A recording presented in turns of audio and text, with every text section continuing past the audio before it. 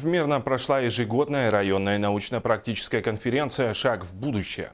Ученики, ставшие лучшими в своих школах, представили работы на суд опытным экспертам. На мероприятии побывала Анна Винокурова. Научно-практическая конференция «Шаг в будущее» по всей России проводится с 1993 года, а у нас в Алмазном крае с 2004. Молодые ученые представили свои работы сначала на школьной конференции. Лучшим из лучших выпала честь участвовать на региональном уровне. В этом году «Шаг в будущее» собрала 236 ребят со всего Мирнинского района. Работы юных исследователей Алмазного края являются одними из самых лучших в республике. В прошлом году завоевали первое место. Я просто горжусь нашими ребятами. 5 человек было в составе команды. Это фактически половина всей команды республиканской. 4 приехало с высокими наградами. Это первые и вторые места. В этом году ребята представили очень интересные темы, и каждый хотел выйти на республиканский этап научно-практической конференции.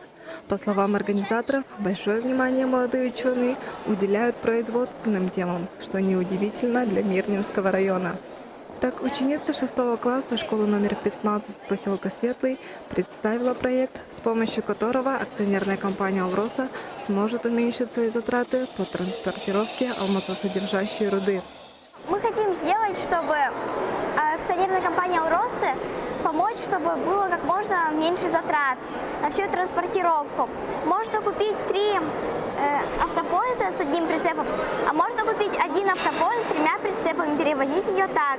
Но так как еще 3 звена у автопоезда не делали, мы высчитываем радиус, заносы, скорость и все остальное. 11-я научно-практическая конференция «Шаг в будущее» прошла на высшем уровне.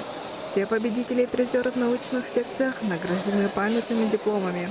Они же представят Мирнинский район уже на республиканской конференции, которая пройдет в январе 2016 года.